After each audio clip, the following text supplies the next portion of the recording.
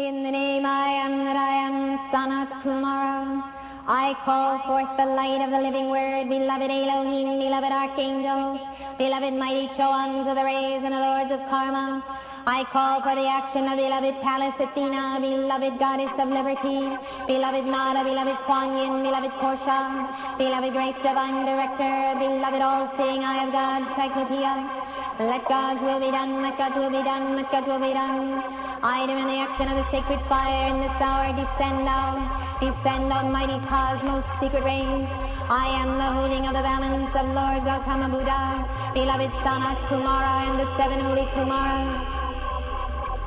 I call upon the sacred fire, I call upon the light of God that never fails. Beloved mighty, I am present, come forth in this hour of the victory. Come forth in this hour of the victory of the God flame. I demand the full power of beloved mighty to be with us this night.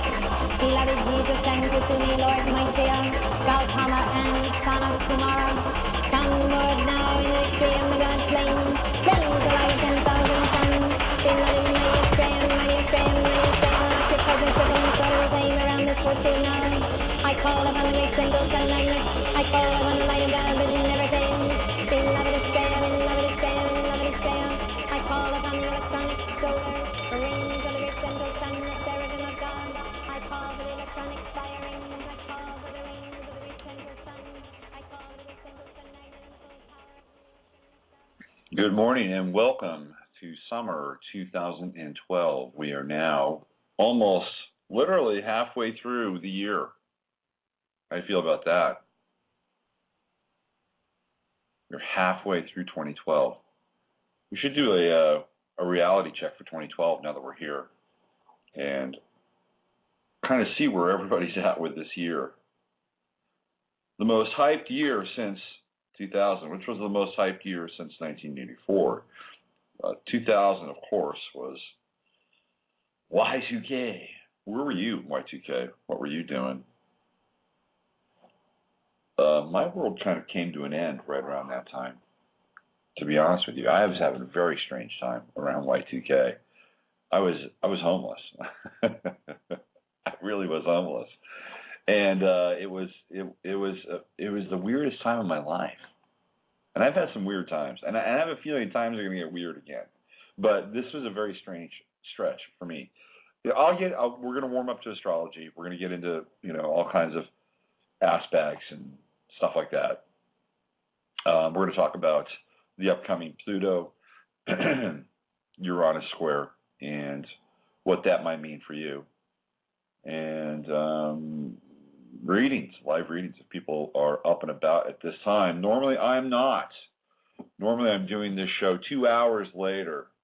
But because we live in a world where we have to make adjustments to our lives, I decided to do the show, well, not quite at the crack of dawn, but close to it. And so here we are. You're listening to Navigating the Astrological Matrix, by the way. I'm your host, Robert Phoenix, and I do this every week for 2 hours, and I get on here and I talk astrology and current events, and I do readings. So if you're within hailing distance of this program and you would like a free reading, at some point during the show, that window will be open. Now, that's how the game works. If nobody is around, then I change the format of the show and I shut it down early, or earlier than I normally do. So your participation is important in this process, because without you, I'm not here. Literally. I mean, if there is nobody else around, would you even exist? Think about that for a second. So back in 2000, it was a very strange time in my life. I had left this magazine called Mondo 2000, and I had literally been living at the magazine for close to 2 years. And the magazine was being produced in a warehouse down on 9th Street in Berkeley, and it was a real warehouse. It was a massive brick building with a few skylights, but nothing fancy, and row upon row of pallets and pallet racks and significant boxes of books and magazines. There's this big sprawling warehouse, and there was an inside part of the warehouse as well as the outside part. And the inside part was where the offices, or some offices, were located. And the office for the magazine that I was working for was on the inside, and it was a very loosely knit magazine, loosely bound magazine at that point. Mondo had seen its heyday, and it was on life support, and I was doing everything in my power to try to keep that magazine up and running. And to do that, I had to work full-time and dedicate myself to a job that essentially wasn't paying me anything. I made some money off of doing some sales and getting some commissions, but that was really about it. However, back in the day, this is 1998, the cost of living was a little bit better then. I remember paying at that time just over $1 a gallon for gas. Think about that. Just over $1 a gallon for gas. It's 1998. Wasn't really that long ago. And where's gas now? Gas is close to $4 a gallon. And I ask you, have your wages gone up commensurately to take care of that gas? Clearly, the answer is no, not at all. So that was actually a pretty decent time. And the cool thing about being at Mondo during that time was that I got a lot of perks. Pardon me while I pour my coffee. Today it's not French roast. I'm not quite sure what I'm drinking. It was on sale. Pluto and Capricorn has really brought out, I wouldn't say it's brought out the miser in me, but it's brought out the survivor in me. That's for sure. I was talking with a good friend of mine last night. We were talking about Pluto and Capricorn and what it means and how challenging this aspect has been. And we're going to see Pluto squaring off against Uranus here in the next couple of days and getting very close to an exact, and I mean an exact square. So we're going to talk about that as the show progresses. But Pluto and Capricorn, maybe this is a good time to do kind of a gut check for Pluto and Capricorn. Because what I've seen with Pluto and Capricorn since its inception in 2008, and by the way, I'm not always one to toot my own horn, but if you go back to my website, robertphoenix.com, and you look at what I was writing at that time when Pluto was going into Capricorn, I did like a 12-part series called The Melting Economy. And I was pretty much all over what was going to happen over the course of the next 4 to 5 years. And it pretty much has unfolded the way that I mapped it out, especially astrologically. And one of the things I talked about with Pluto and Capricorn was that we would have to reevaluate our resources, our personal resources, in a very significant way. And we would have to find ways to economize and become thriftier and tighten our fiscal belts. Because Pluto and Capricorn is requiring of us nothing less than being, in a lot of ways, impeccable. And it's hard for people because a lot of people are dealing with mounting debt and mortgages that are, sunk in Marianas Trench-like fashion. It's a very hard time for people to be impeccable with their finances. It's just challenging.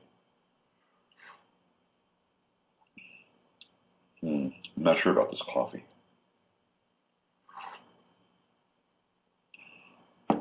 But as they say, it is what it is, and we have no choice on some level.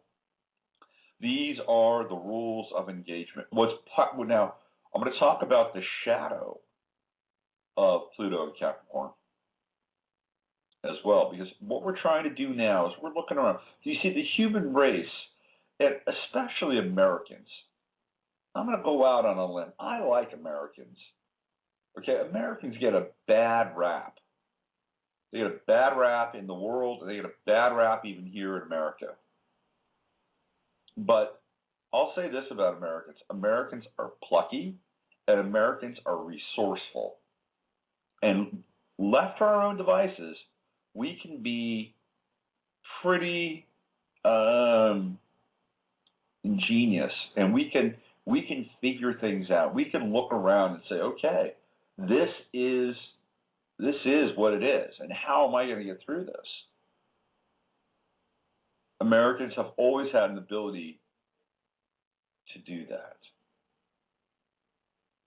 The solar sign for the country is Cancer, and we're here in Cancer right now, so there must be a reason why I'm talking about this and bringing this up, because it has merit.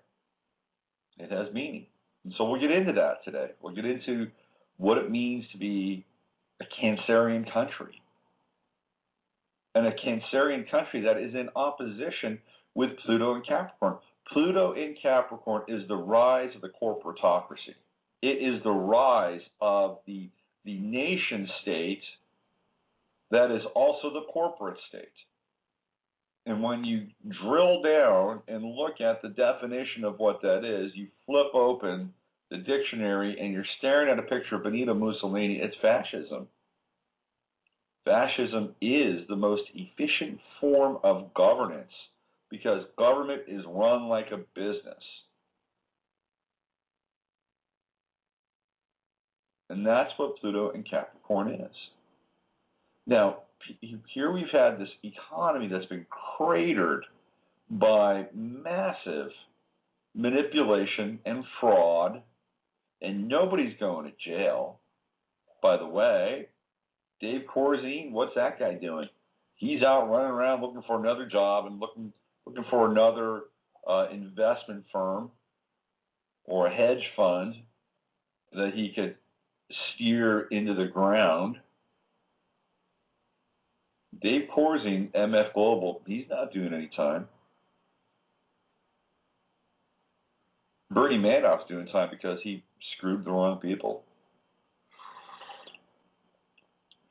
Bernie Madoff screwed people of his own tribe, and they didn't like it. That's why he's doing time. But nobody is doing time. All these banking misdeeds, nobody is doing time. And this is because the corporatocracy, Pluto and Capricorn, is supporting itself. That's what's happening. So here we have money that is getting harder and harder to come by, theoretically. And it's an abstraction on many levels, but it's true. Money is getting harder and harder to come by. Why? There's no jobs. We are not producing as much. If you don't produce as much, what do? You have to borrow. That's why credit is and has become such a massive wedge and a massive tool.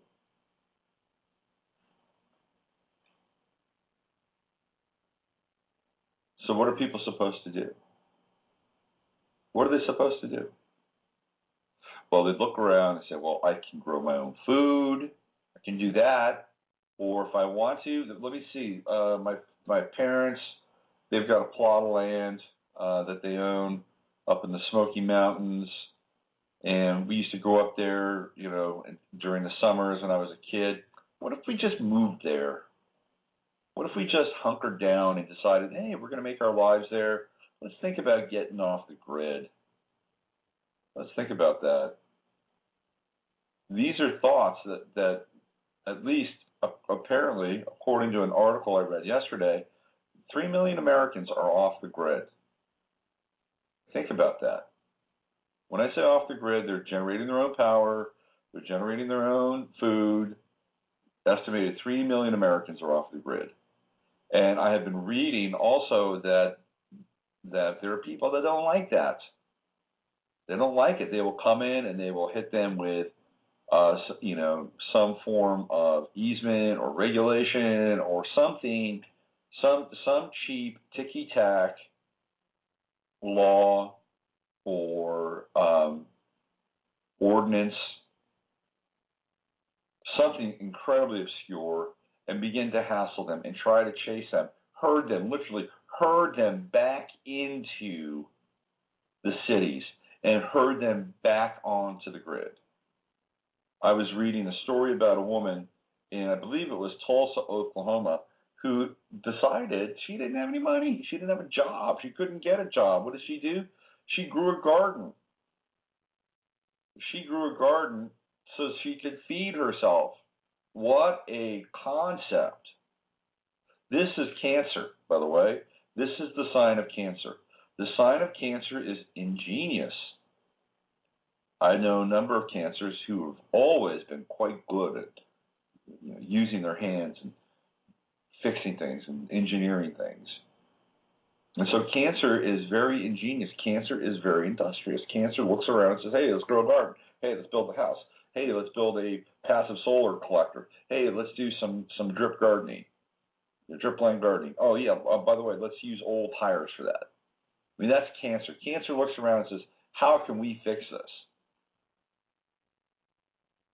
Well, Pluto and Capricorn doesn't want you to fix it. No. They want you to go to them and say, will you please fix it for me? Please fix this for me. So this woman in Tulsa, Oklahoma had her entire garden ripped up. Ripped up. She was planning on that garden feeding her, and they just went in and said, sorry, look, you're not growing a lawn and you're not growing flowers. You're growing vegetables. You're growing fruit. I ain't gonna cut it. Bang. You're done. Done. And what is she gonna do? How demoralizing is that? That's where we are. We're in survival mode, people. And you got to do what it takes to survive. You just ask people on the streets. They got to do what it takes to survive. And we've got a consciousness, a form of consciousness, which has emerged, mutated, really, since 2009, since September 11th, 2000. This form of consciousness has mutated, and it's grown massively. And now it's infiltrating everything that we do, including probably this radio broadcast, your email. There's a brief passage on the song that I played at the beginning of the show by Elizabeth Clare Prophet, where she's calling in these various deities. And one of the deities she calls in, I don't know if you've listened to it closely, but she calls in Cyclopeia, all great seeing eye. Cyclopeia is a character from the Odyssey. And it's a creature with one large seeing eye. And I was watching Adventure Time with Finn and Jake with my kid the other day, and I wound up going to hell in this cartoon. It's very dark, incredibly dark. And the all-seeing eye imagery was everywhere in that cartoon. Everywhere. It was just soaking in all-seeing eye imagery. So this is where we are. This is where we are on June 20th, 2012, with the Sun in Cancer, getting ready to get into a dance with Pluto and Uranus in Aries and Capricorn. Pluto and Capricorn does not want you to be empowered. Pluto and Capricorn wants you to be disempowered and to look to the state, to look to the corporate state for all things. If you ever want to see a movie that I think communicates this better than any other movie I've ever seen on the subject of the corporatization of consciousness, it's a movie called Rollerball. It's not the second Rollerball. It's the first Rollerball with James Caan. And It's set in the future, and rollerball is a violent sport. It's a spectacle. It's given to the masses so that they can identify with the players, so that they can have their emotions worked out. They can experience aggression. They can experience all of these things that are quite complex, which takes place in an arena with motorcycles and guys on roller skates. And the whole idea is to take this steel ball and go around the track and slam it into, guess what? An all-seeing eye. It's a big red dot. A big red dot. That's where you slam that steel ball in. And then the all-seeing eye is complete on some level as they put it into the silver orb, as they put it into that thing. And what happens in rollerball is that there are no countries anymore. They're just corporations. And everything is taken care of by the corporation. However, you have no rights. And that if the corporation decides it's in somebody else's best interest, that the partner, the girlfriend, the lover that had been assigned to you, well, if somebody else wants that person, they're just reassigned. It's all, it's moving pieces around on a chessboard. And the lead character for the movie, James Caan, plays Jonathan E., who is a star rollerballer, kind of the Tom Brady of rollerball, although perhaps a little more rambunctious. And he goes through a political awakening in the movie, and he begins to try to understand who the corporations are, how they came about, why they control everything. It's a fascinating movie. If you ever want to look at the future of corporations, watch Rollerball. Now that is clearly, if you want to look at cinema from an astrological perspective, that would be an amazing movie. I might even write about this, if I ever have time to write again, by the way. That would be an amazing movie to have a breakdown on Uranus and Aries, the Uranus and Aries square versus Pluto and Capricorn. Because Jonathan E. in Rollerball represents Uranus and Aries. He's an athlete, he's a warrior, and he's striking out and trying to understand how his will can be truncated in certain areas of his life, while in other areas of his life it is unquestioned. And in fact, he is rewarded handsomely by his corporate masters for the manifestation of his will in the sporting arena. But when it comes to other areas, he's shut down, and he gets into a conflict with those corporate masters. I should do a post on that. Check it out. It's a great movie. It's one of my favorite movies from the 70s, and I'm a big 70s movie freak. I love 70s cinema because there are hints in 70s cinema of what's to come. And I can do a dozen films, maybe off the top of my head right now. Maybe not a dozen. I can do maybe 6 right off the top of my head that are, they're not really predictive programming, although perhaps they might be. But there are at least 6 that are really powerful in terms of being able to forecast what was going on at that time or what we were going to experience. In no order of importance, I'd start with 3 Days of the Condor with Robert Redford. If you haven't seen it, it's a great movie. And Robert Redford plays a CIA operative, and he is a book. Really, he's a book. He's a research guy. That's all he does. And there's a big hit in his office, and it's in D.C. And then he's got to figure stuff out. So he's out to lunch. He's getting lunch. Everybody comes back. Everybody in his office is wiped out.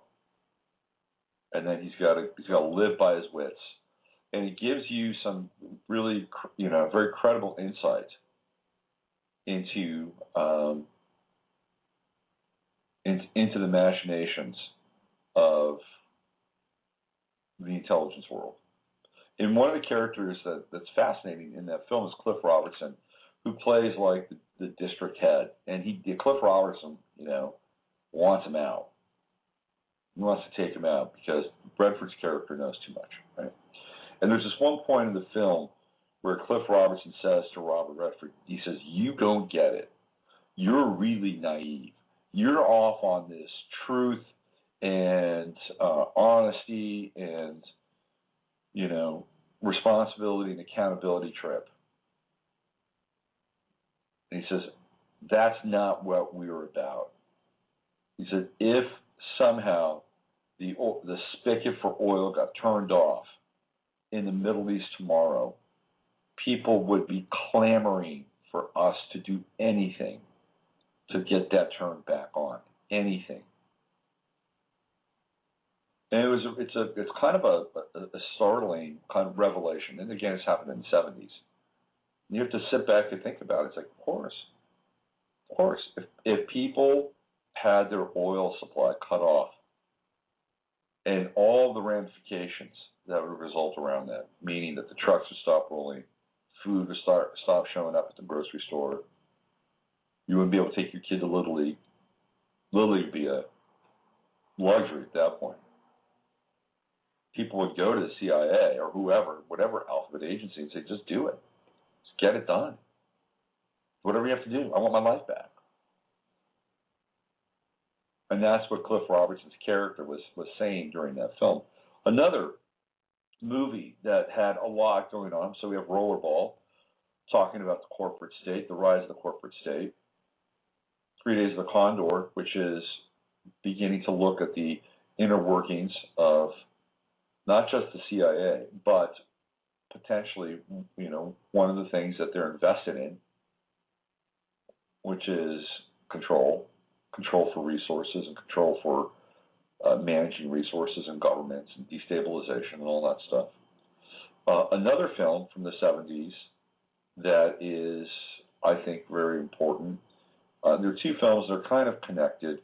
One is called The Andromeda Strain. It's the first film that takes into account what would happen if a radical virus or bacteria was turned loose in the environment. The Andromeda Strain is chilling and has been updated numerous times in various forms.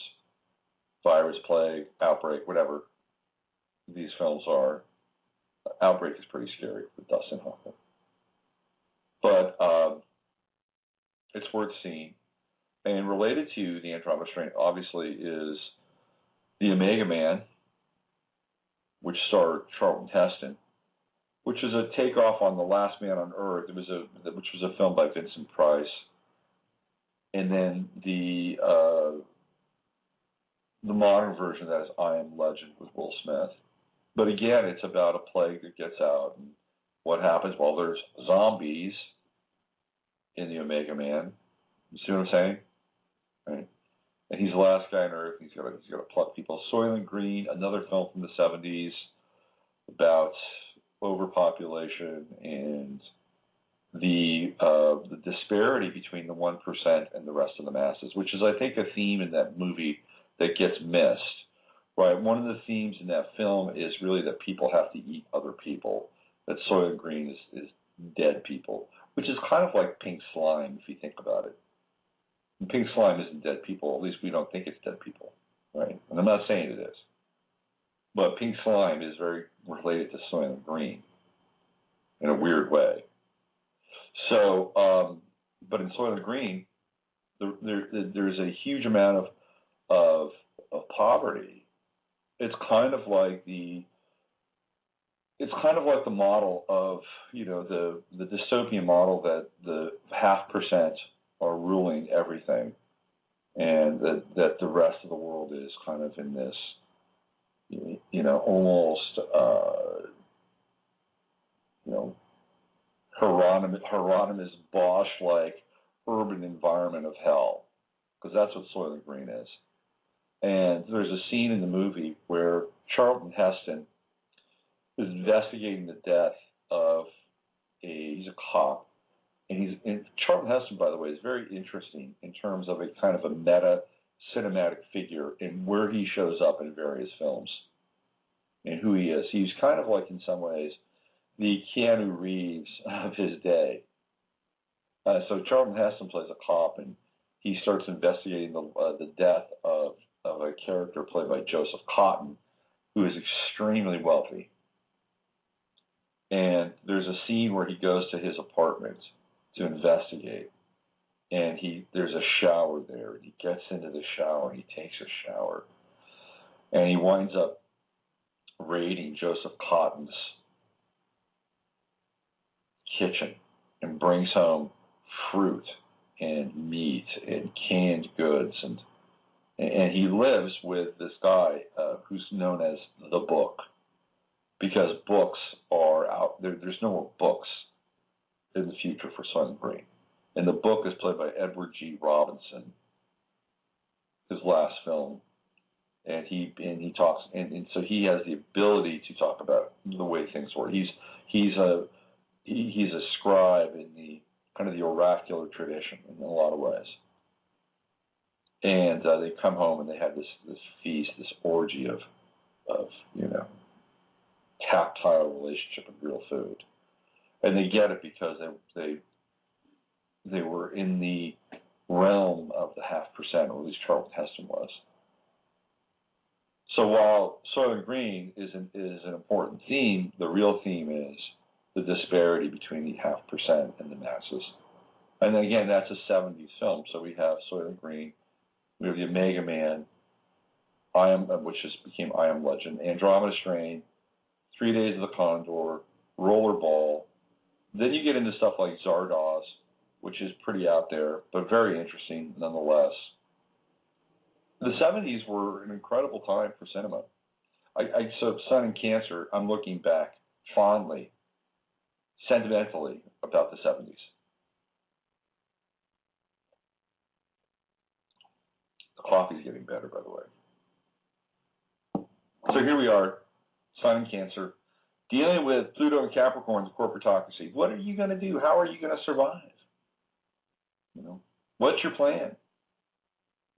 I don't know if you've seen these ads at Walmart. Walmart's selling survival food, buckets of survival food for $63. So even Walmart's in on the game, in on the survival game. It's in our DNA to survive. It's what's inside of us. And the only time that changes dramatically is if we're completely demoralized and the ability, the will to live is severely truncated and tampered with.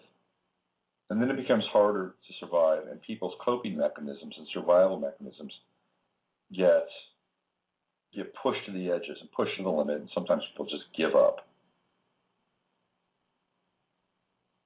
Venus, by the way, I believe is stationary, and she is about to go direct. And I'm going to talk about Venus. I'm going to talk about the goddess, and I'm going to talk about the goddess in a vacuum, because I have some very salient thoughts about goddess worship, which I'm not opposed to on some level. But goddess worship in a vacuum, I believe, is a dangerous thing. Anything in a vacuum is a dangerous thing. You have to have counterbalanced perspective and the other in order to really kind of understand what is being talked about. But somebody's called in. And on a day when there are very few calls in the queue, it is incumbent upon me to answer the call. Hello, you're on the air. Hi, Robert. How's it going? It's going okay. I just love your show. Oh, thank you very much. Are you just hanging out listening, or do you want to contribute, or did you want me to look at anything astrologically? Well, yeah, I was a little concerned with that little Uranus-Pluto square coming, because it's hitting everything I have, I swear. In this chart, I'm ready to run away. Well, there's nothing you can do, though. There's nowhere to run to anymore, by the way. Yeah, I know. It's just the way it is on the planet. Everybody's saying, well, go find your safe spot. Well, people are finding safe spots, and guess what? They're getting run off their land. Yeah. So this is there's nowhere to run. I mean, maybe some places might be a little more strategic than others or whatever. But we are where we are, and we have to deal with whatever we deal with in the way that we can. And if that changes, you get some sort of inner prompting, or the universe kind of moves you on the grand chessboard of life. Well, that's a whole different story. So I tell you, this is going to be a very interesting square. I have the chart punched up. Let me get that. Hold on. If I know where it is, let me do it here. And I did this the other day for my newsletter. And I've got the whole chart for the day that I see, because there are some people, there's general agreement as to when the square will be exact. But I have my own calculation here. Yeah, let me just get to it. Where are we? Actually, you know what? I should talk to my producer. I should have had this done before the show. But since I am the producer, I'd just be talking to myself, which I do most of the time anyway. Yeah, I think it was maybe yesterday, the 19th. Let's see. I have it actually. Let's see. Here we go. I actually have it on for me, it's the 24th. That's where because at that point in time, Pluto is in Capricorn at 23:41, and Uranus is in Aries at 23:45, both at 8 degrees. So really, we're talking just microseconds in terms of it doesn't get completely exact, but it gets very, very close. And this is the closest of the squares, or the potential square that I found. And at that time, the sun is in Cancer at 3 degrees. So we're talking not that far away. We're talking 4 days away. And it's on Sunday. So I cast a chart for 7 a.m., which would be 10 o'clock Universal Time. And this is for where I live. It's kind of a horary sort of cast. And at that time, Jupiter and Venus are in the 12th house. And Venus is still retrograde, getting ready to go direct, but still retrograde. And the sun in Cancer is in the first. So what's taking place is, at that time, the squares are happening almost at the angles of the chart: the first house, the ascendant, and the 7th house, the descendant, and then Uranus in the 10th house. So it's actually a pretty powerful time, this T-square. And what's also going on at that point in time is a opposition between the moon transiting through Leo at 29 degrees, the anaretic degree, and a Neptune opposition up in the 9th house. And if you look at, maybe I'll put this in the chat room. If you look at the angle between the midheaven and the Imamcelli, the IC, that's 0 degrees. So you have 0 degrees Aries and 0 degrees Libra on both those angles, which is interesting. And then the other angles, you have 17, 17. So I see this happening then, and I think, personally, I think that the big square to really look into, I think this square is going to be significant. I think the big one happens in September, on the 20th of September. And what's interesting about these squares is that they're happening right around kind of major celestial events. Like, today is the solstice, and we're really, we're in the gateway of this square. And then the next one that happens right around the autumnal equinox. So, this is an interesting alignment with these squares right around these precessions of the equinoxes, or the change of season. So let's look at your chart. When are you born again? May 24th, 1945. Oh, wow. So yeah. that's intense. Yeah, 4:38 daylight saving time. So I have like 2240 degrees Libra rising with that sweet little old Saturn sitting right on there. All right, so let's do this because I normally I just do solar charts, but there's nobody in line.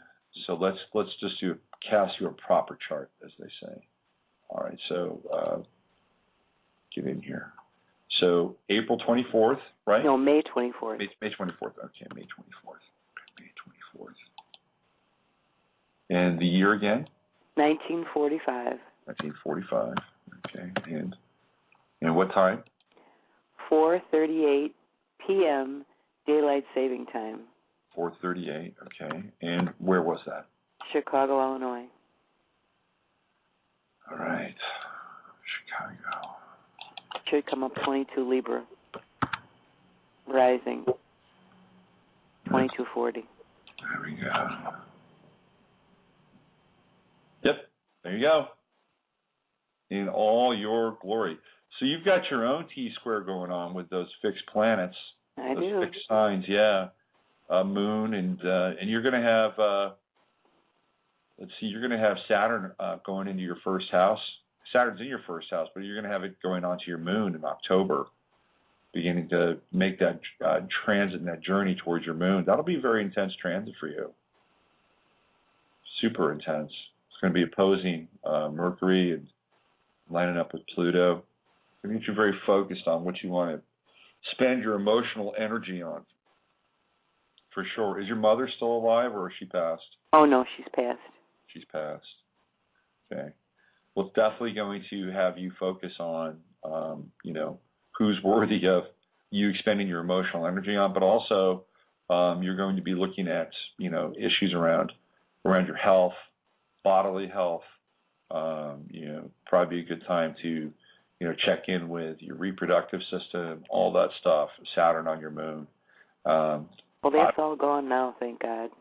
I would say that the Saturn on your moon would be also a really good time to think about doing cleanses, things like that. And it's going to be bouncing around your moon for a while. I think it's about investment. It's about emotional investment and where you want to put your energy and and who you want to share your energy with. Becoming very protective of that in a lot of ways with Saturn on the moon. And then there could be some challenge around ideas and how you share your communication with people, opposing that Mercury. Let's look at the squares for you, though. So we've got, let's see, a Venus 22 Aries, which sits right in opposition of your ascendant. That's an interesting opposition. Yeah, it's been fun.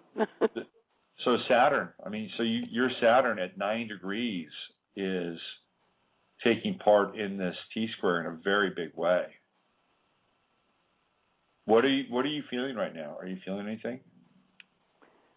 Oh, wow. Overwhelmed, actually. Mm-hmm. Having some health issues. Okay. Yeah, the health issue stuff will probably, again, get clearer as Saturn gets closer to your moon. Yeah, and of course, because that Neptune rules the 6th and then the 12th, they never can figure out what's wrong with me. Uh-huh. Yeah, it's true. Yeah, that's tricky, and that Neptune in the 12th is real tricky. Ultimately, it's great if you want to become enlightened, but that's not always the easiest thing to do in our culture, and enlightenment's overrated anyway. So, but the 9 degrees of the true node, I think potentially that you have the opportunity to break through and have some really profound insights during these squares, because your true node is up there, and it's in Cancer, and I've been riffing on this whole idea and ability of Cancers to be very inventive and industrious and survival based, and if you look at the metaphor of the crab, they'll go into their shell if they have to. That's kind of like, in some ways, this whole concept around preppers and people going off the grid.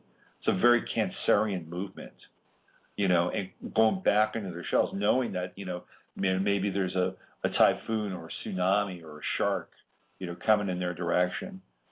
So this is what people are doing. It's a natural movement of Cancer, and this is a Cancerian country. So for you, though, it's in the ninth house, which is a very interesting place to have all that Cancer. The ninth house is a very exposed house in a lot of ways. It's not like the fourth house or the third house or the fifth house where you can hide out or hang out, or the 12th house. The ninth house it's out there. It's not being out in the world like the 10th house is and trying to take your career or whatever you do to the masses, although you do have Pluto there in the 10th house. But it's a house that is constantly pushing you out to look at outside of yourself for clues, for answers, for truth, and to make connections. And generally, it's rewarded. Whatever shows up in the ninth house, if you plug your energy into that house, you're rewarded by kind of following the vector of that house. And there you go. You've got your true node in Cancer. So in a lot of ways, you're kind of a ninth house being, with that intense, super intense Saturn being there. And so the eclipse, it looks like it's showing up for you, Uranus in your sixth, and in terms of Pluto down there in your third. So, when I look at, how this would affect you on a personal level, the third is really about learning and about research and using your ability to communicate, to share knowledge with people in your intimate circle, and to plumb sort of the depths of, being able to figure things out, because the third house is ruled by Gemini. So, it's opposing this ninth house axis you've got going on with, sharing, what you've learned or what you figure out, with the world. The ninth house is all about teaching. It's a teaching at a high level. Yeah, that's what I've been starting to do now. So this is a good thing for you. This is something that is this square or this T-square would be triggering, because when we look at the sixth house and Uranus being in the sixth house, it's a revolution in purpose. The sixth house is all about purpose. It's all about Dharma. It's all about why you're here. Who am I? What am I supposed to be doing? What's my path in life? How can I help? That's all sixth house stuff. And so Uranus in Aries is bringing a revolution to that, to who you are and what you've been doing. And so the three of these things together, theoretically, should be a very dynamic process for you. And if we know anything about Saturn, it's that, we keep returning to Saturn time and time again throughout our lives. It never really goes away. It just doesn't. No matter what house it's in, we're always coming back to that place. You're like, Jesus, do I have to learn this all over again? Yeah, it's rough. I tell you, for me, I've got Saturn in the second house. And Saturn in the second house it's funny. When we are young and we are not necessarily burdened by the enculturation and the programming that we take on. In a lot of ways, we're much more pure manifestations of many of these aspects. When I was a kid, I had a paper route, and I was very industrious with that paper route. I have Saturn in the second house in Capricorn. Very industrious. I was not a very good paper boy, by the way. I hated getting up early, but I was really good at getting people to start the newspaper.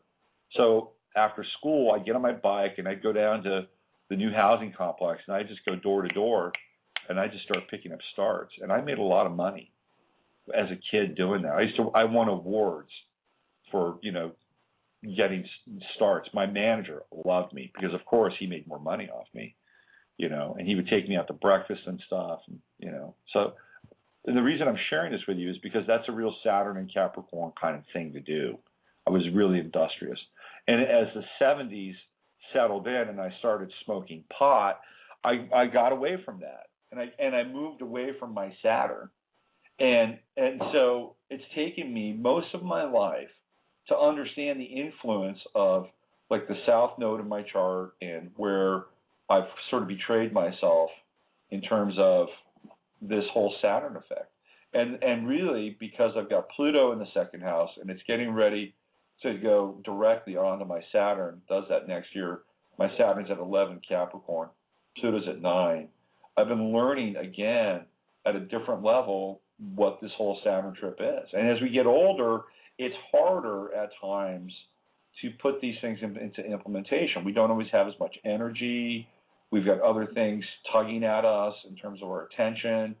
But we always come back to this place with Saturn if we haven't really figured it out. So you're having an opportunity to get into not just Saturn, but also your true node, which is your purpose.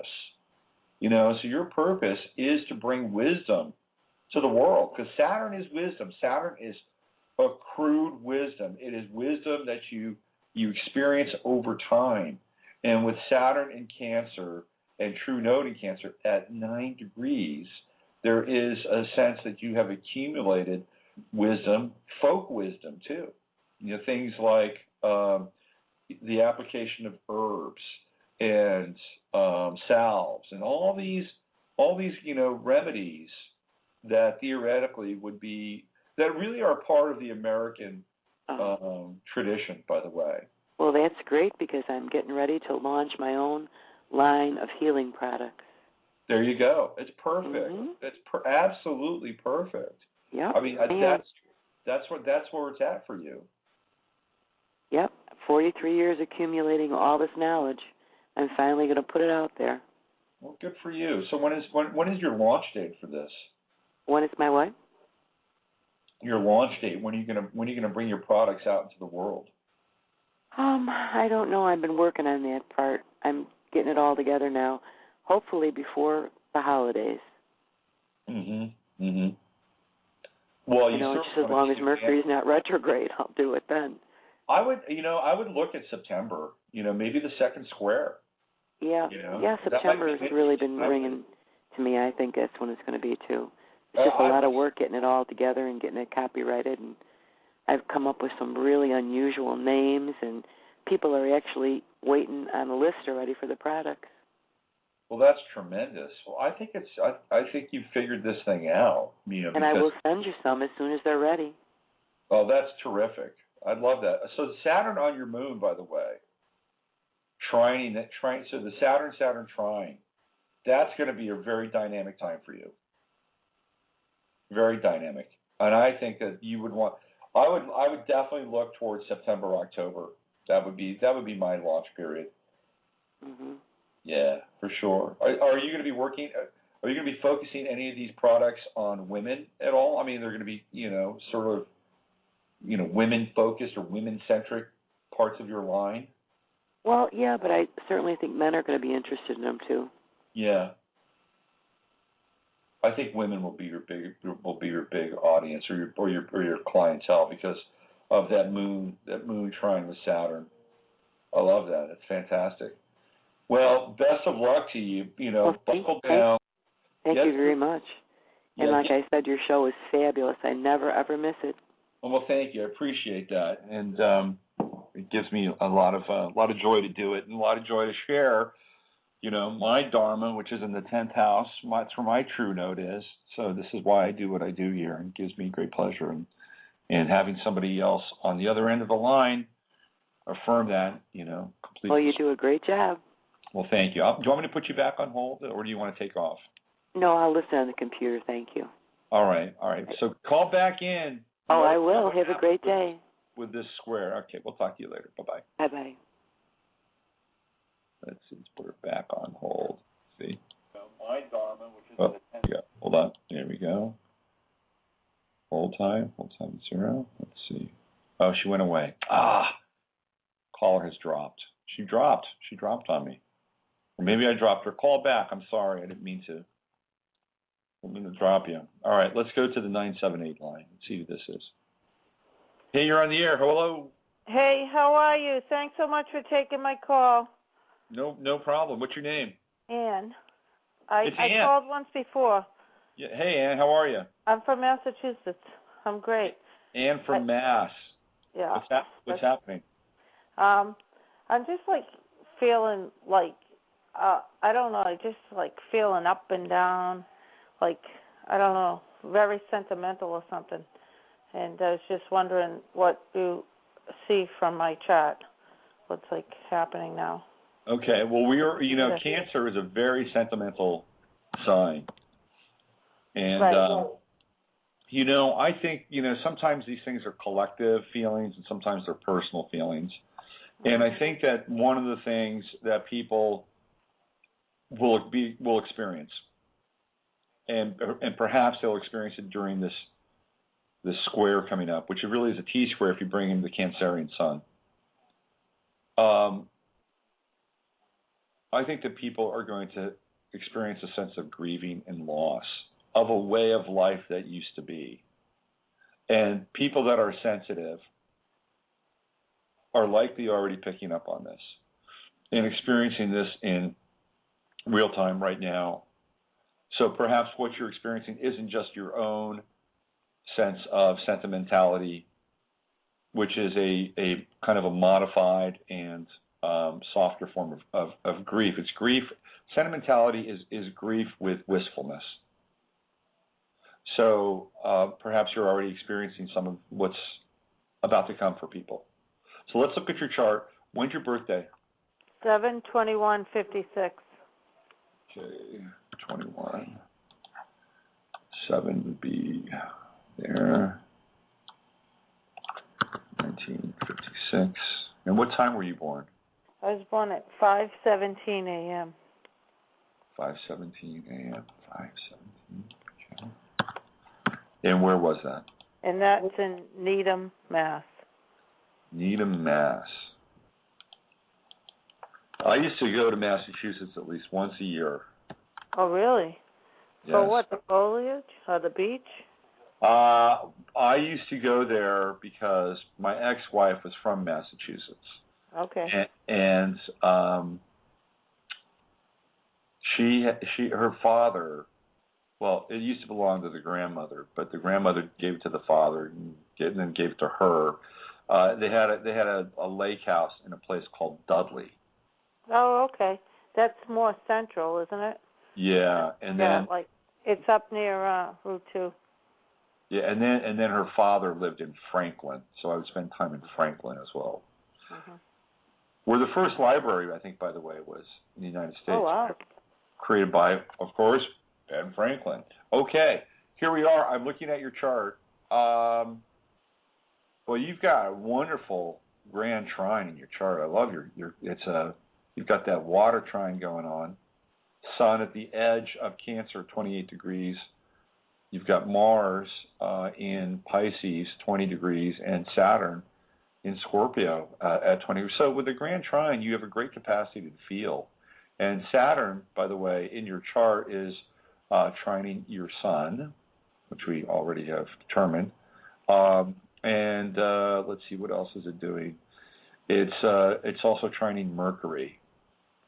So one of the things with the Saturn-Mercury trine, the Saturn-Mars trine, Saturn-Sun trine, is that you have really great powers of concentration.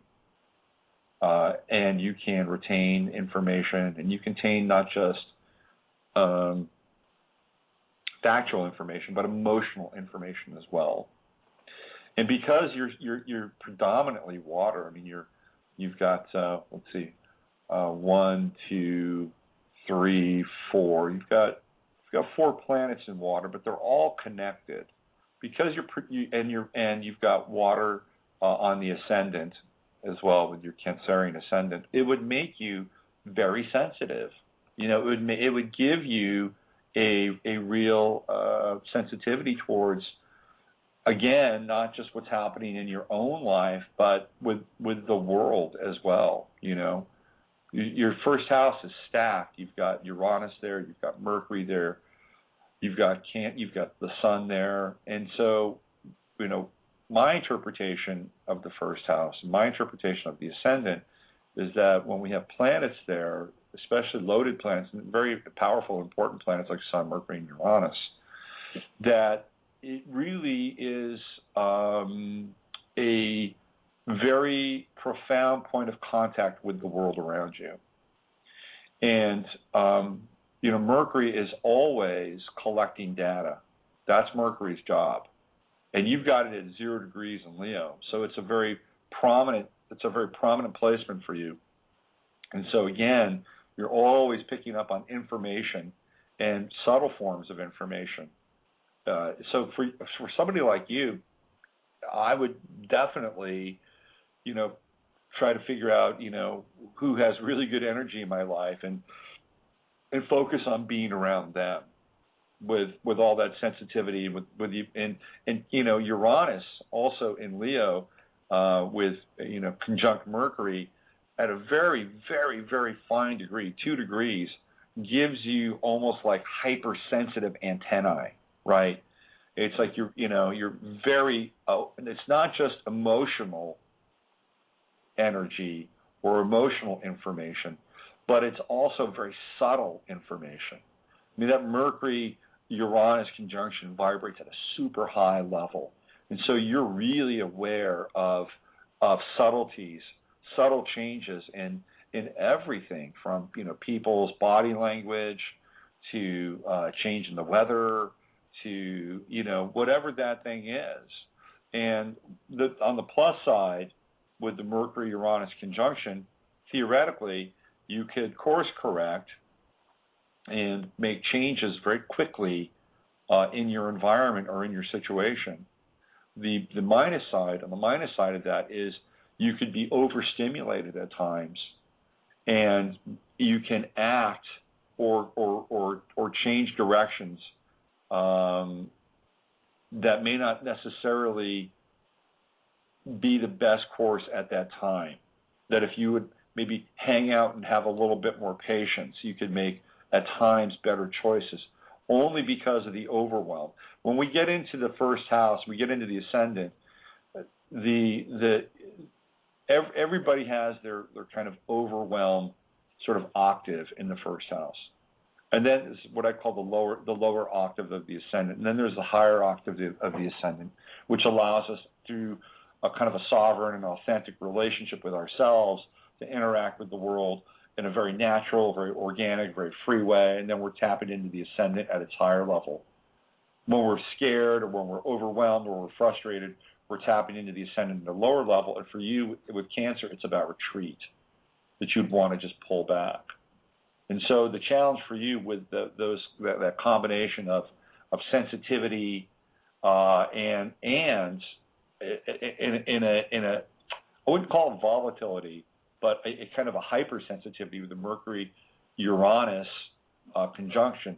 The challenge for you is about timing, being able to have the emotional body be safe and organic and flowing, so that you can make changes in a timely fashion. And I think when you're really on, and when you're feeling really good and safe, that you can really navigate very nicely, and you can make very quick changes to the environment. You can course correct. You can do a lot of really interesting things, and you can share information with people that is really unusual or unique, And when you're not in that space, that can be a bit of a challenge.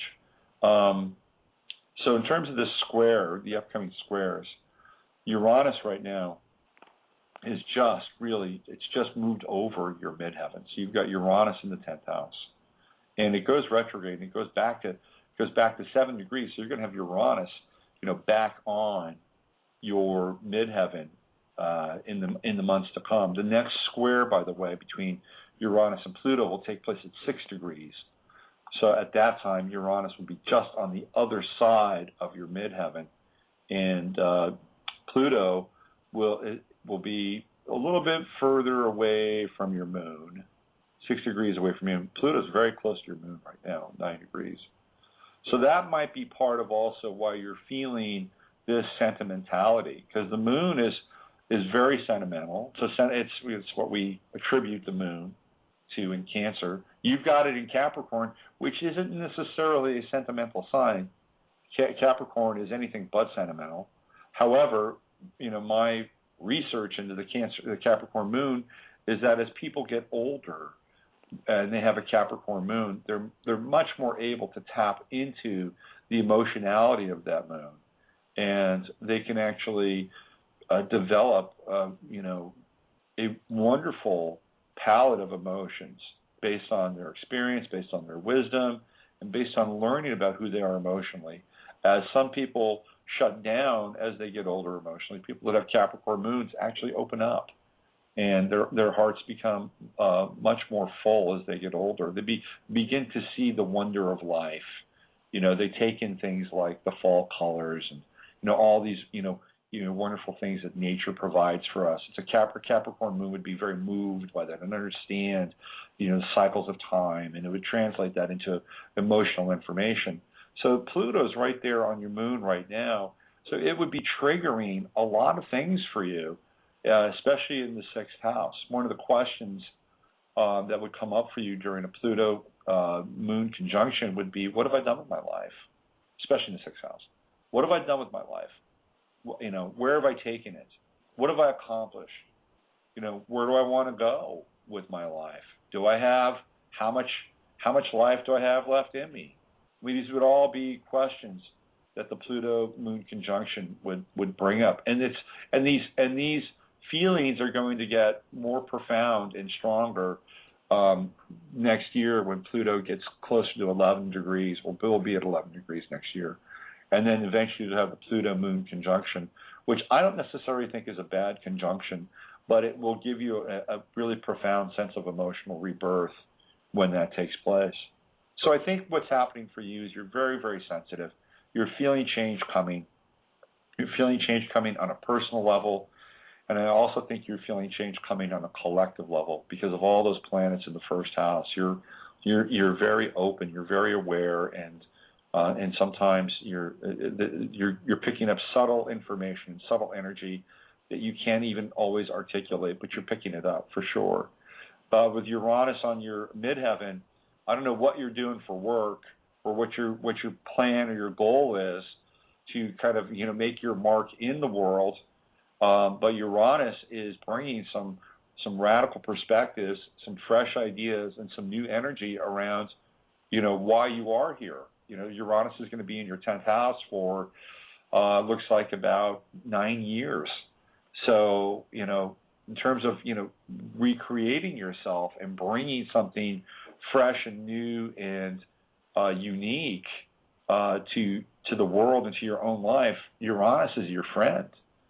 I think it's actually you've got Uranus trining your true node in Sagittarius.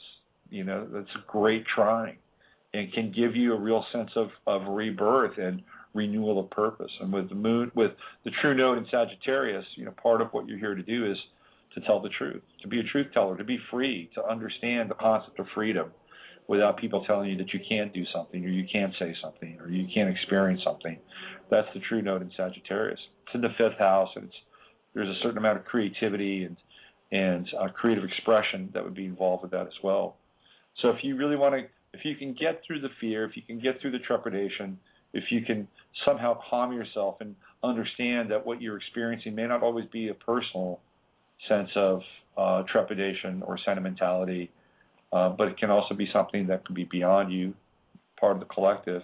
If you can get through that and experience that, I think that you've got some really profound openings in terms of why you're here.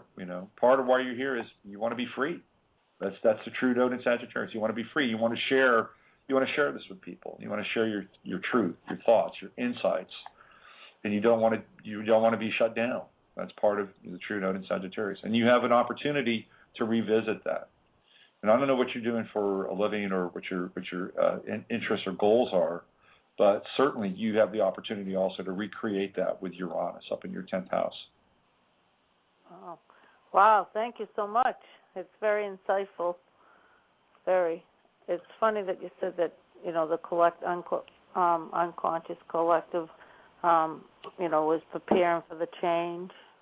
Mm-hmm. I've been saying that I just feel like something big's coming, and I don't know, in my personal life or what, but I just sense that, it's coming, that I'm preparing for that. And then it's funny that you would say that, because I guess intuitively I must already know that if I'm verbalizing it. Yeah, I think you do. I think you do know it. And, like I said, you're extremely psychic and extremely sensitive. You know, your Sun conjuncts Mercury, and they're both in the first house. And your Sun obviously is in Cancer. Mercury is in Leo, but it's at the very, very first degree of Leo, the 0 degree of Leo, which is like a portal. All 0 degree signs are like a portal. So absolutely, you would be picking up on this stuff in a very big way. So, you know, you got to take care of yourself and treat yourself with, you know, kindness. And, Right. you know, for you, anytime you can get in water and take a nice bath or do a hot tub or a soak, that's a really good way for you to calm your nerves. So I would highly recommend that for you. Anytime you feel like, you know, I'm feeling a little bit too much, we'll climb in a tub somewhere. And that's funny. Okay. I appreciate it so much. I'm going to listen on the computer. Thank you so much. Hopefully I won't botch you. I dropped our last friend, but I'm going to put you on hold. Let's do that. Okay, thanks again. Bye now. Yeah, bye-bye. There we go. I put her on. I figured. You know, I'm doing the show early. By the way, it's 9/11 here in California right now. Rodney King died at 9/11 East Coast time, 6/11 here on the West Coast. Oh, I thought she was there. So listen on the computer. Oh, listening on the computer. I guess listening on the computer and listening on the phone are two different things. I'm sorry, it's early for me. Still. Let's go to 512. Hi, how you doing today? I'm good. How are you? I'm doing pretty well. I've been listening to you for a long time, and I finally got on to see if you can pull up my charts and tell me where I live. I'm kind of wondering. Okay. What's your name, by the way? My name is Dave. Okay, Dave. Well, thank you for listening and joining the show. Let's get your personal data here. It's a good day to do it because you're the only person in the queue right now. Where are you calling from, Dave? Austin, Texas. Austin, Texas. Dave, you and I might be neighbors soon. Possibility of that. When is your birthday? 12/3/53. 12/3/53. Okay. Let's see what we got here. And what time were you born? 4:05 in the afternoon. Okay. 4:05. And where did that take place? Sterling, Illinois. All right. So do you dig Austin? You know, I've been a musician all my life, so I mean, you know, Austin for me is I'm a little got jaded, you know, of you know the way they promote the music thing. But I tell you what, there's about 100. There's been 100 people a day moving here for the last 10 years. The place is booming, and real estate is selling so quick. I mean, it's just like nowhere else in the country at this point. Great. No signs of decline in any area here. I've heard that the infrastructure and the traffic right now really sucks because they couldn't because of all the people. Well, you know, it always has sucked, but you know, it's still not as bad as other places. Mm-hmm. But you know, it's not.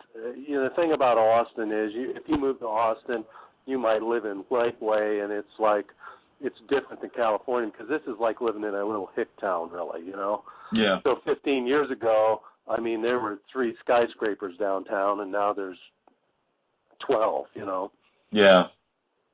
So you know, it's changing, but it's still spread out so much that, you know, it's just a different experience. It's still not like a large city, but it's becoming a city. Well, you know, to be determined if that's in my future. But let's talk about you. Let's check you out. I'm looking at your chart now, and I have you as a Gemini rising. Which is interesting because, you know, with Gemini on the ascendant, you're the second person today with Gemini on the ascendant.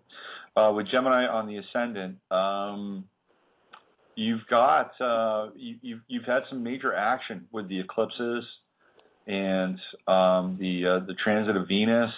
What's life been like for you over the last 30 days? Oh, the last 30 days.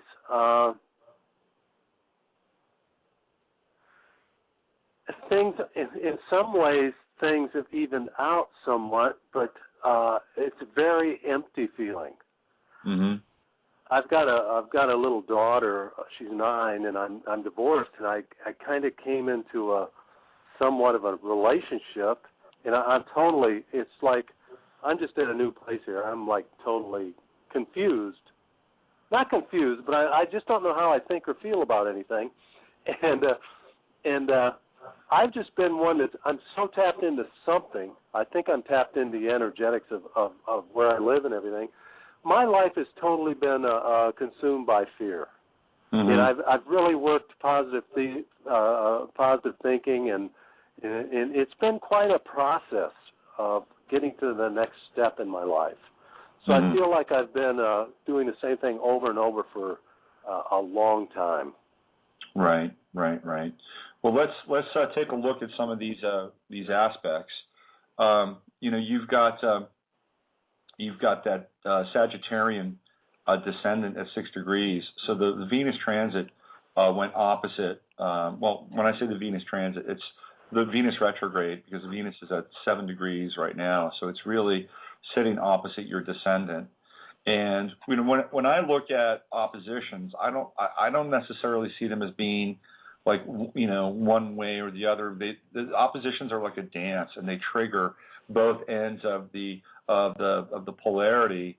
And one of the things that I have played with astrology is to try to take some of these aspects, not all of them, because it's kind of hard to do at times.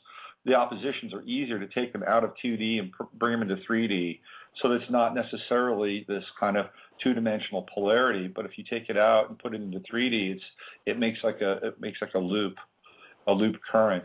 And so we can see at that point that the opposition is working with the other part of the polarity, and bringing really a very interesting energy and a flow, and dynamically stimulating both ends of the duality. So part of Venus coming through into your first house right now and going retrograde, obviously, is all about, looking back on past relationships, number one, be past life review in relationships, how they've impacted you, how they've impacted your personality, because Venus is taking this little trip backwards in your first house. So, and it would also, in a lot of ways, kind of expose your identity, because last week it was opposed your sun in Sagittarius. So when you get the Sun-Venus opposition, first house, 7th house, who you are, kind of gets called out on some level, if not necessarily by other people, certainly by you. And the one thing I would say about any relationship for you is you've got to have somebody in your life that has number one, they got to have a sense of humor, and they need to be able to have a sense of freedom and adventure, and allow you and give you some space. I think, as I'm in a similar boat. I've got a son who's 8 years old, and I'm divorced. I have not really gotten into a very serious relationship, since that's happened. So I'm kind of in similar terrain. And for people like you and I, the challenging part is that we tend to focus on the most important piece in our lives, which is our kid. And the types of emotions that we develop around those kinds of relationships are very different types of emotions than being with somebody else. You know what I mean? And so, yes. So for us to kind of reroute and begin to feel in different ways with a very different set of emotions, well, it's challenging. We have to kind of relearn these things. And with the Venus-Sun opposition, it's challenging your sun in some ways over there in the 7th house to light up and to kind of rediscover, what that's like. And then we get into weird territory, like, well, if I give myself the permission to feel in this area, is it going to take away from this other primary relationship that I've had Absolutely. with my child? And now you get caught. What happens now? Now you're caught in the polarity. You're caught in the duality of Venus-Sun, right? So one of the things that I would share with you during our time, and we're going to get into this fear thing too, by the way, but one of the things that I would share with you is, you've got your Jupiter return coming, and that happens next year. But Jupiter is going to be hanging out very, very soon. It's at 2 degrees right now, but it's about ready to move from your 12th house and onto your ascendant and into your first house. And the thing that no matter what sign Jupiter is in, when it moves into your first house, there is a renewed sense of hope. There's a renewed sense of faith, a renewed sense of optimism. And as a result of that, your confidence will grow. Your confidence will expand. You're going to have a Jupiter-Sun opposition, and that happens this year. It happens, I think, in September. I don't have the ephemeris in front of me. I'm just trying to figure out the numbers in my head. But you're going to have a Jupiter-Sun opposition. And the Jupiter-Sun opposition it's challenging on some level because there's an enormous amount of stimulation that will be coming to you through the first house. And you're going to have to kind of figure out how to balance that out with your Sun in the 7th house. And in some ways, the Jupiter-Sun opposition, is a herald of almost too many choices. But I love the fact that you've got your Jupiter at 22 degrees Gemini and your Sun is at 11 degrees Sagittarius. You put the two of them together. It's the master builder, the master teacher with the number of revelation. You put them together, you get the magic number 33. I love those numbers for you, and I love the fact that Jupiter's coming back into your first house after being in your 12th house, where you've done some work, some internal work, and you get to experience the fruits of Jupiter, which are expanding your personality, expanding options, and obviously expanding the sense of relationship with Venus coming into your first house in the Venus transit. So I see this as being a good thing. What sign is this person that you've gotten connected with? I don't even know her that well. Okay. She's very much. She's laughing all the time. I'm kind of viewing her like she's a beautiful lady on all aspects, but it's like I'm not feeling anything. It's like I'm not getting it. Yeah. It's a very strange place to be. But being a musician, I've done the women thing many, many times, so I can understand not having a clue. Yeah. At this point, the one thing I wanted to ask you is my magical skills. Since I haven't played music, I have no desire to play music. But where's my manifestation skills lie in this? I feel as if I'm just kind of like dead. I'm dormant. Yeah. Well, that's going to change. That's going to change when Jupiter comes into your first house, because Jupiter in the first house, Jupiter in Gemini is all about novelty. It's all about getting interested in little side hobbies or games or trivia. I don't want to trivialize it that much, but when it comes into your first house, there is a renewed sense of curiosity for sure. Like, how does this work? Does that have anything to do with like money? It can, absolutely. It can absolutely have your Jupiter return will theoretically have a great deal to do with money, because the Jupiter return is, and it's going to be in your first house.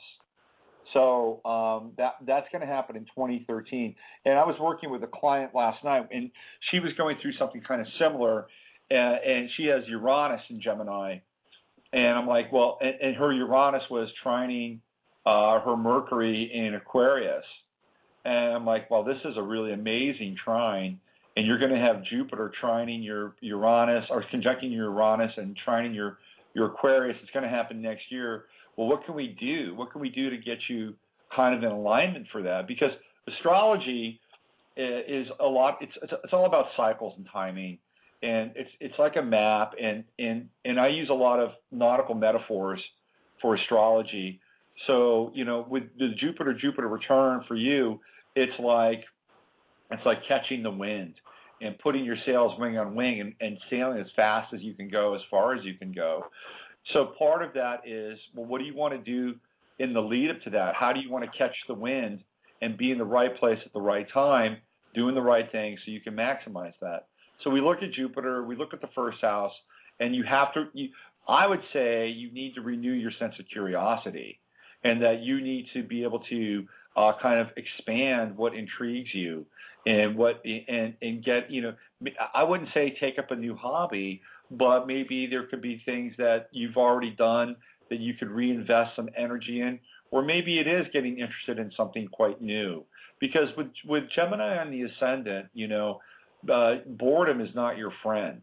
You need to be stimulated with Gemini on the ascendant. And the Jupiter emergence into your first house will catalyze that and will get you being really curious. And I think the key for you, Dave, is to follow your curiosity. And if you allow yourself... Well, that's the problem, man. I after the life I've lived, I'm kind of just like, I think you can understand. I mean, the only pleasure I really have is hanging out with my child. She's like an angel in my life, Yeah. So monetarily, I'm kind of on the, it's like, wow, where am I going and what am I doing? And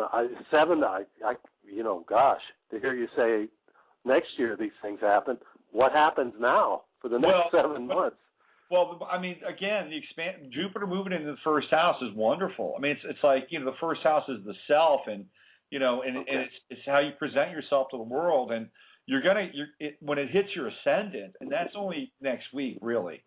So when Jupiter hits your ascendant, it's a major reboot hitting your ascendant, because it's coming out of the confines of the 12th house, and the 12th house is, it's like the ocean, and it's like Jupiter is literally rising out of the ocean. It's like, oh wow, there's a sense. So here, I do life coaching. I finally put a website up. It's been sitting there for a month. I've got an investment that's ready to pop that funds everything. I've been wanting to start a school for children here. There you go.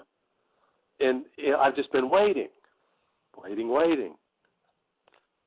Well, I would say that Jupiter on your ascendant is a key moment for that to take place. And by the way, I think that's right in alignment. Teaching, because Gemini, like if you look at the progression of the chart, the third house is all about early childhood education. It's almost like K through 12. I mean, it's not just early childhood. It's pretty much K through 12, or at least K through 8. When you go through 8 through 12, you're more in like the sixth house and beginning to figure out what you like and what your purpose is. So it's a perfect thing for Gemini to kind of Jupiter to move into your first house and catalyze that. And by the way, you've got Uranus again at 22 degrees. There's the master number in the third house in your natal chart, which is unusual methodology around learning and teaching. So I think that I think this coaching, but also this school piece is really interesting. I want to shift for a second. I want to talk about the fear thing, if that's okay with you. Yeah, sure. Okay. All right. So when you said that, I immediately zeroed in on your sixth house and your eighth house. Okay.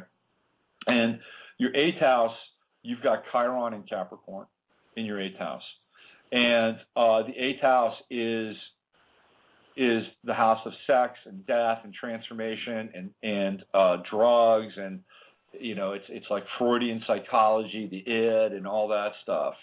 And but it's primarily a very intense house that is related to the life process: sex, death, rebirth. And when you have Chiron in the eighth house, it's pretty intense. And Chiron is the wounded healer, right? And Capricorn is all about legacy, and it's all about living a long life, and it's got its own connection in relationship to the life cycle. Chiron in the eighth house really would be somewhat similar to Neptune in the eighth house, which would be symbolic of a deep-seated fear of death. Okay, and most mystics understand that there's really only one thing that fuels any number of fears, and it's the fear of death. Okay, and you've got Chiron in the eighth house, so part of the matrix of fear for you in your chart is about death, and it's part of what's going on with your daughter and your connection with your daughter and the emotional connection with your daughter and the maybe entering into another relationship, even though it might be a trivial one, the woman that laughs a lot, it brings up the specter of death, which would be the death of a certain style of relating, the death of a certain form of intimacy, the death of a certain bond with your daughter. Yeah. That would be symbolic. It wouldn't be just symbolic of it. It would tap into that level of death. So everything for you around fear theoretically would reside in that Chiron in the 8th house. Your Chiron is at 18 degrees, and you've got Pluto transiting through your 8th house right now.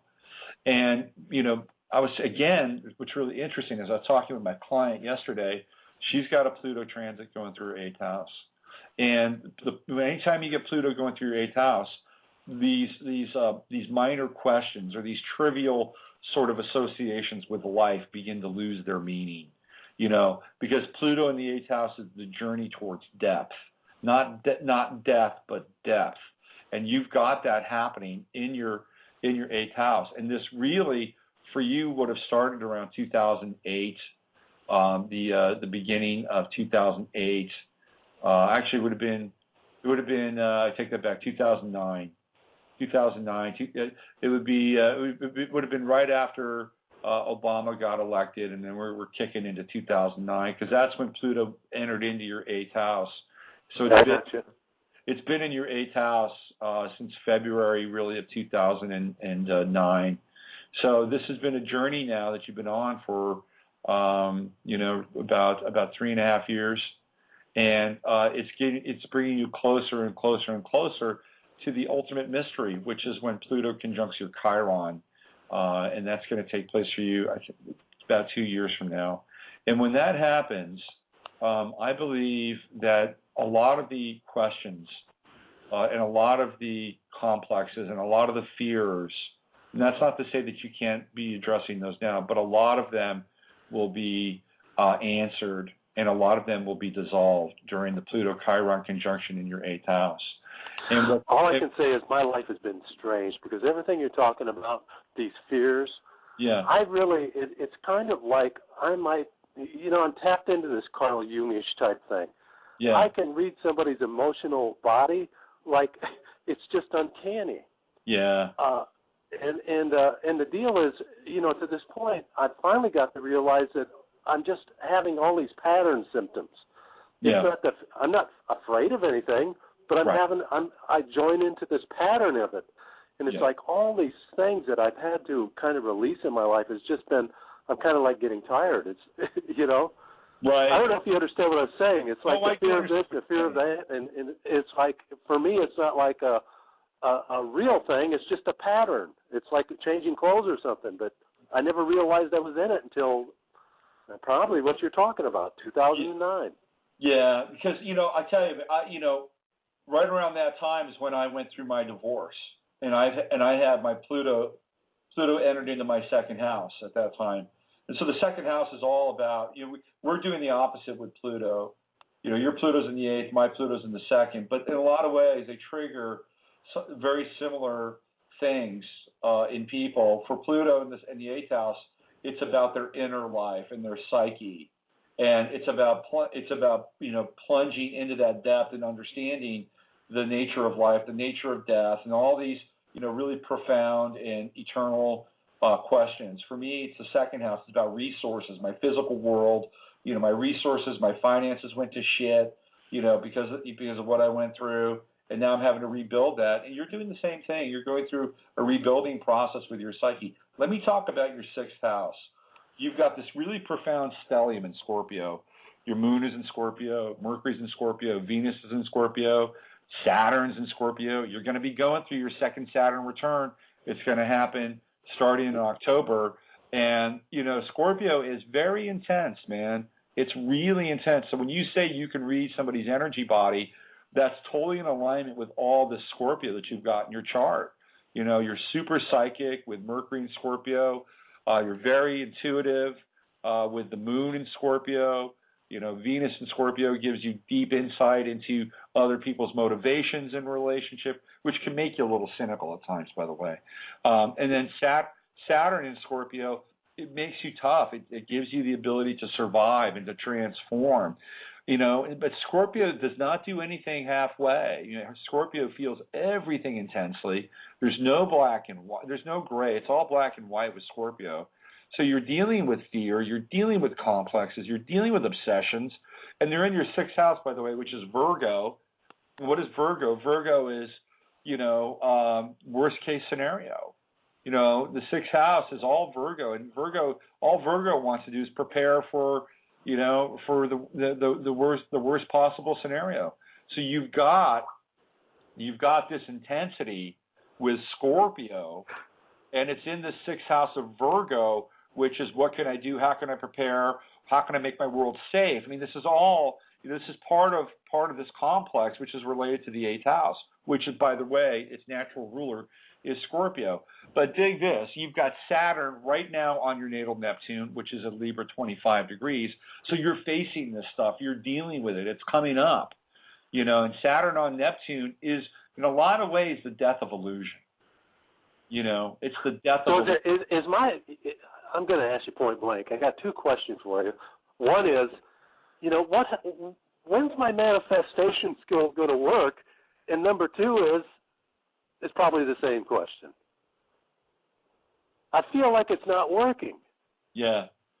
Well, and I'm asking, I'm not arrogant or anything like that, but I'm a genius at this stuff. I could counsel somebody. I can tell somebody how to, say that Michael Dell came to me and wanted to increase his business.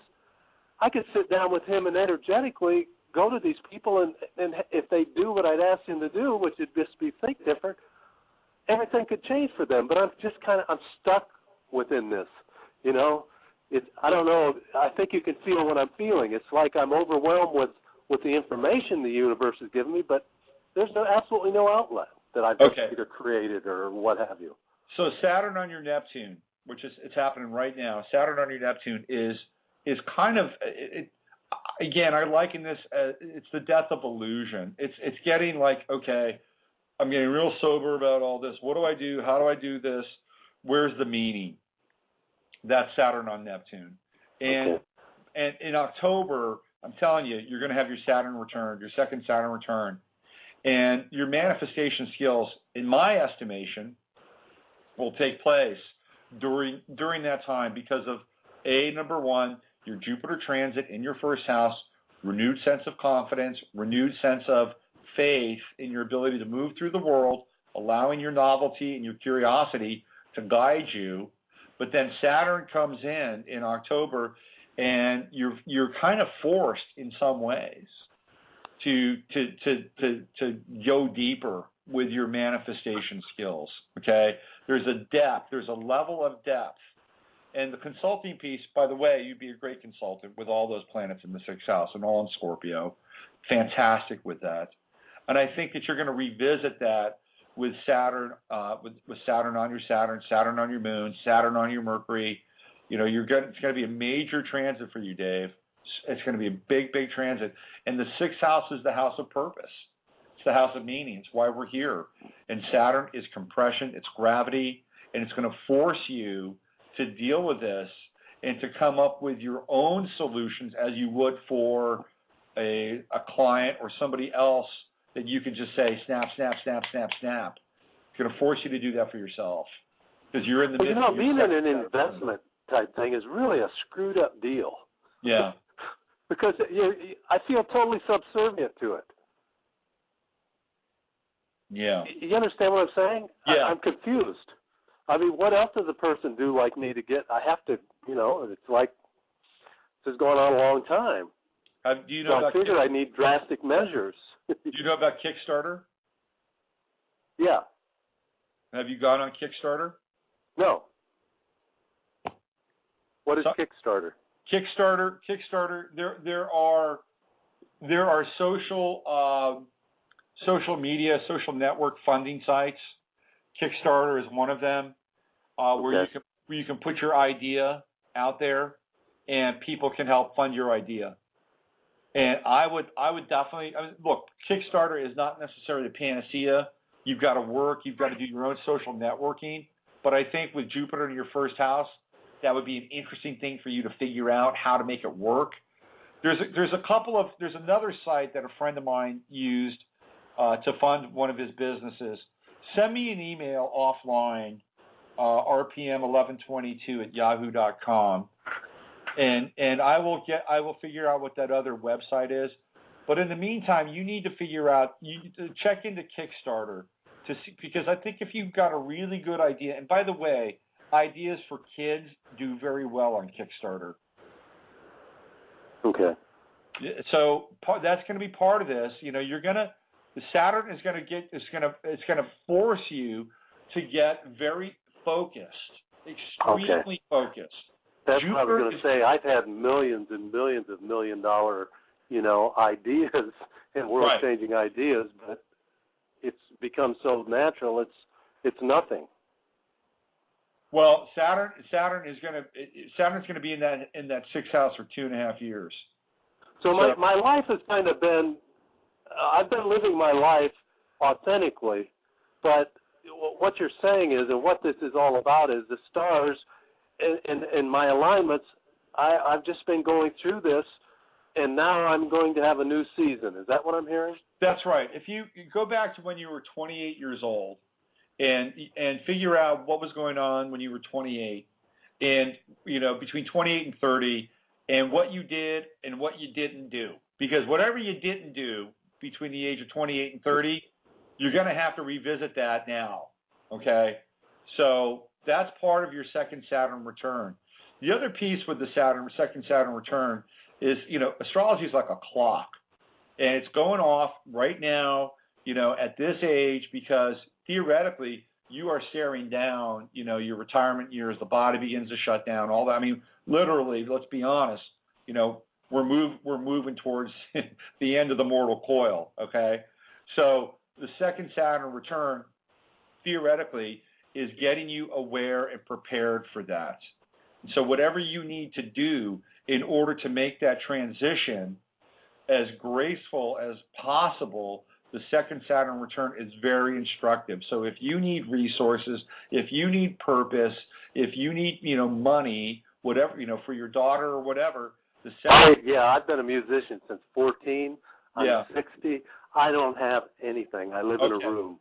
Second Saturn return is like, dude, get on it. That's what it's going to be about. Because Scorpio is all about legacy as well. What do you want to leave behind? So this whole notion of being able to leave your daughter something, and not just a legacy in terms of money, but it's also I got what you're saying, totally. Your own personal legacy. So see, I've been concerned with myself living this life the way I have, but really I was living it according to what the stars were dictating in some ways. Is that correct? Well, I haven't cared about anything. Well, you're a Sagittarian sun. Sagittarius is a very kind of, put on the rucksack and let's go see where the day leads us kind of sign. And you've got Jupiter on the ascendant, which is just, following your impulses, following your curiosity. In a lot of ways, you've been living your chart, But I think now with Saturn coming into your sixth house and going through the second Saturn return, it's all going to be about focus. And like is focus, is that going to be fun or is it going to be painful? I think it's going to be fun because you're going to have Jupiter in your first house. Don't undersell the Jupiter return in your first house. Okay. You're going to have an opportunity to be creative and inventive, but at the same time, you're going to have the impetus to make your creativity and your inventiveness long lasting, and to really try to put some bolts to it, for lack of a better term. Well, I appreciate your time with me. Yeah, it's been a strange life. I really, living the life I've had, I feel in some ways that I raped and pillaged. I've done what earthlings do here, which is nothing, That really makes a difference, Look, I bet you've got like a lot of really crazy experiences too, right? I mean, if we sat down for an hour and we talked, you could probably tell me some pretty interesting shit. But at the end of the day, right, what is it adding up to, on some level, right? What does it add up? What do you have? I'm in the same boat in my own way, But here's the deal, man. Look, you're a conscious being, maybe too conscious on some level.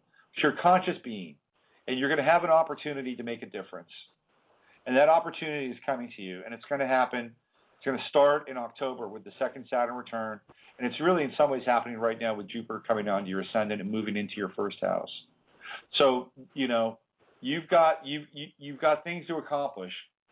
You know, your story isn't finished by any stretch, okay? Okay.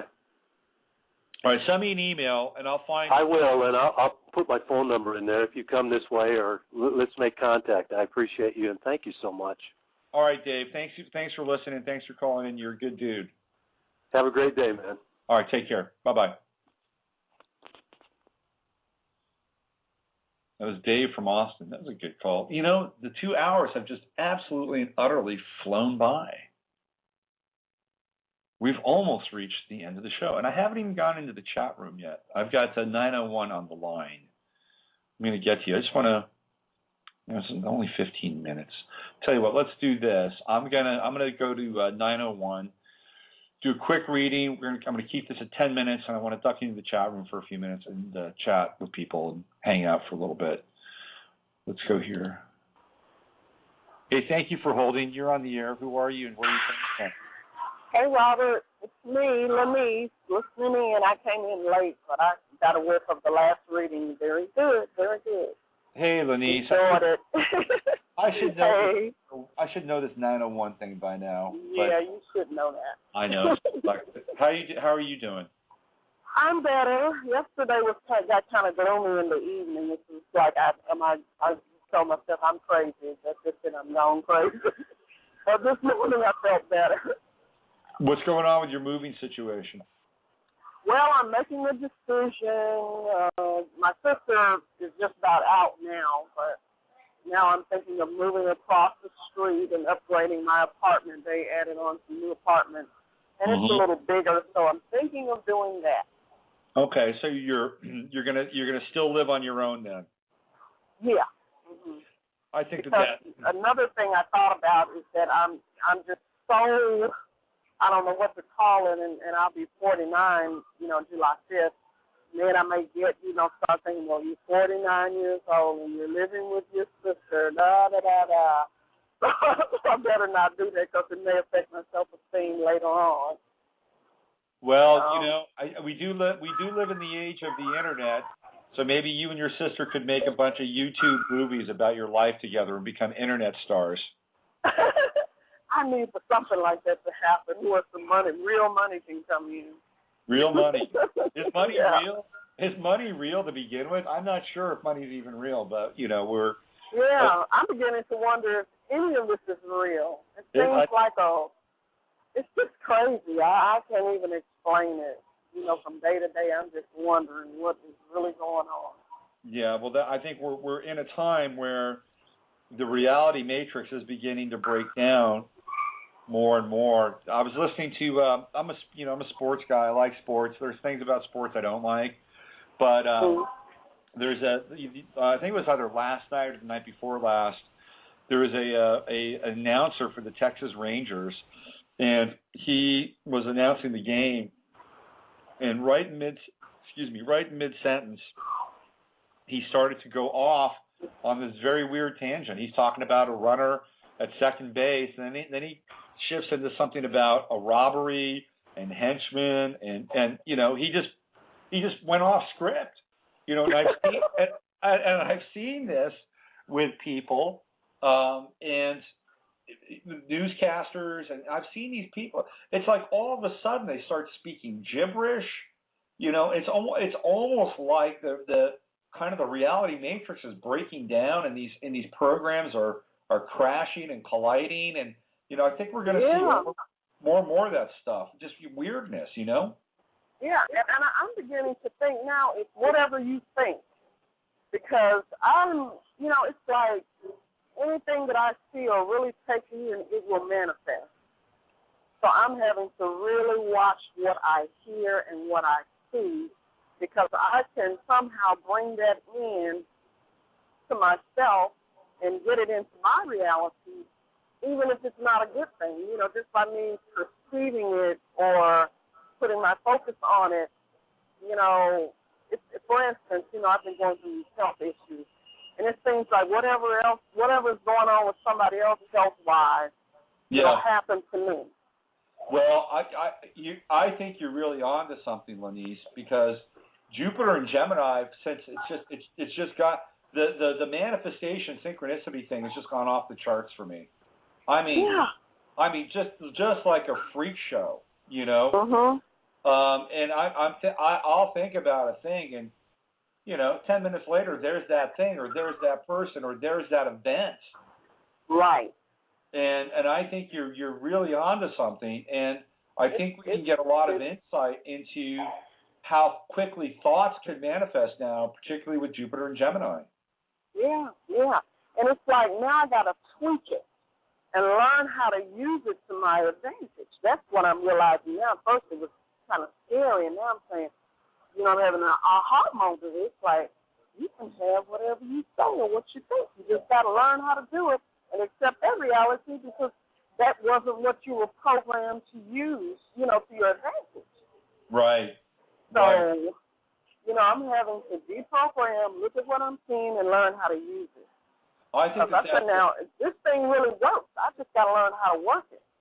Right. I would agree with you, and I think that, you know, one of the things, you know, that theoretically, like the mystery schools and these quote unquote secret societies, or these you know, these organizations like Freemasonry and the various ranks of Freemasonry, and part of what they're into is having reality cohere to their thoughts that they are God, right? And and all of these symbols and these rituals and these protestations, that they all are energizing theoretically their ability to have reality bend to their will. That's what it's about. So there's something to be learned from that.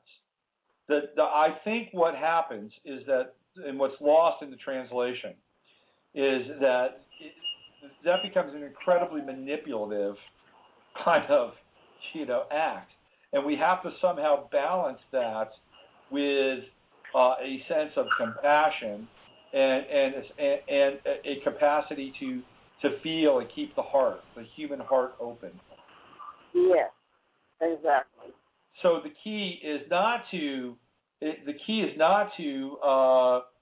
cremate your ability to care, so that you can simply drive this energy to perform at will for you, but it's to integrate the ability to care and to expand the potential for being able to tap into this reality matrix, while at the same time bringing as many people along with you in a loving and compassionate way as possible. That's my take on it. It's always been my take on it. Okay, that's it. Learning how to use it, you know, because it definitely works. I'm seeing it, and you know, I see so much now, and it's overwhelming. You know, it's like my eyes have been open, and now I'm finally waking up to a lot of things, and I'm seeing so much. You know, to my surprise, you know, things that, you know, I thought were one way, but it's really another way. Especially that TV and how they're advertising illnesses and getting people to accept. Heart disease. I mean, that's all that's on TV. Heart disease, diabetes, high blood pressure, cancer. It's enough. You know, I don't even want to turn it on. Get rid of the TV, man. That's you know, I don't have TV anymore. And I was a TV junkie. I was a latchkey kid. Okay, my parents went off to work, and I would come home at the age of 9, and I would take care of myself. You know, you're 9 years old, young kid, coming into a house. It's cold. It's empty. Nobody's there. First thing you do, TV goes on. And I'll never forget it. The first time I did that, I came home. It was probably September. It was a school year, October. It was cold out. It was getting dark earlier. I turned that TV on. I turned a light on, and all of a sudden, my life got better. And the other thing that they're advertising is the promiscuous, perverted sex and disease medication. That's what I'm seeing. That's and then I've got these grandchildren that watch it. You got to get them. They're playing the violent video games as well and watching TV. Yeah. So it's like the TV is programming. The TV is programming them. You got to get them off. Oh wow! Nothing I can do because the parents are with it. You know they don't have time. Yeah, that's the hard part. You know, we're split apart from our families. We don't get to raise our kids. We're giving our kids over to social institutions like television to raise our children. And what happens?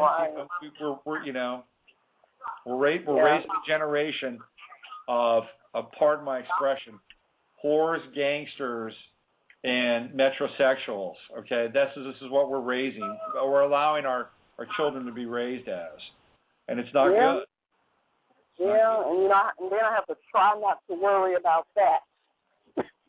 So, well, let's end our talk on a positive. Let's end our talk on a positive note today. Okay. Yeah. All right. What do you? Let's play with reality a little bit. What would you like to happen today within a realistic scope of things? Like, for instance, maybe you're not going to go out and buy a lottery ticket and win millions of dollars. What would you like to happen realistically today in your life? Realistically, what I would like to happen today and every day is to stay in the highest vibration that I possibly can and keep my mind stable and focused on the moment and to be grateful. Okay. That's a lot to ask, but that's what I really want. I've come down to that. It's not money. It's not necessarily a certain house or a car and divine health. That's really what I want. And I would like to have that each and every day, including today. That's what I want. All right. So let's do this. Let's send you out into the world with that thought to remain in the highest vibration possible and surrender everything you theoretically need so that you can be rewarded, surprised, delighted, supported, and in ways that you can't even begin to realize right now. And that from this moment, every need that you have is going to be met. And there is a wonderful source that understands that intimately, willing to provide for you in that way as you surrender and live at the highest vibration and as close to source as possible. How does that sound? Yeah, that is it. Thank you so much for being in agreement with me on that. All right. Thank you. I am grateful. So be it. So be it, and so it is. All right. Well, listen, Lenice, you have a wonderful day. Stay close to that source, and we'll see you back here again sometime soon, right? Exactly. Have a wonderful day. Thank you. Okay, bye-bye. Bye-bye. Our friend Lenice down in Memphis. It's the end of the show. We've reached the end of the show. It's been a great show, by the way. I had no expectations about today's show. But here we are. It's the solstice, and we're giving thanks, and we're surrendering and allowing this wonderful source to feed us. And as long as we can do it in faith and love and at the highest degree possible, I have no doubt that it does and will. Okay, so that is the key for me to get out of here, boys and girls. Use your head to discern what's real, your heart to stay open to what's possible. It's been a great show. I want to thank everybody for calling in. Enjoy this solstice and watch your thoughts. Jupiter and Gemini, it's a trickster. I'll see you guys on Friday. We're going to have Michael Edward, and we're going to be talking about the Gulf of Mexico and the mutation of the human species. Don't miss that show on Friday. Have a great solstice. Adios. In the name I am that I am, Sanat Kumara, I call forth the light of the living word, beloved Elohim, beloved Archangel, beloved mighty Choans of the rays and the lords of Karma. I call for the action of beloved Pallas Athena, beloved goddess of liberty, beloved Nada, beloved Kuan Yin, beloved Portia, beloved Grace Divine Director, beloved all-seeing Eye of God, Cyclopeia. Let God's will be done, let God's will be done, let God's will be done. I am in the action of the sacred fire in this hour. Descend on mighty cosmos, secret rays. I am the holding of the balance of Lord Gautama Buddha, beloved Sanat Kumara and the seven holy Kumaras. I call upon the sacred fire, I call upon the light of God that never fails. Beloved mighty, I am present, come forth in this hour of the victory. Come forth in this hour of the victory of the God slain. I demand the full power, beloved mighty, to be with us this night. Beloved Jesus, send it to me, Lord, my dear, Gautama and son of Kumara. Come, Lord, now in the victory of the God slain. Cleanse the light and thousand suns. Beloved mighty, stand, mighty, stand, mighty, stand. Your presence is only sort of aim around this world now. I call upon the great single sun, I call upon the light of God that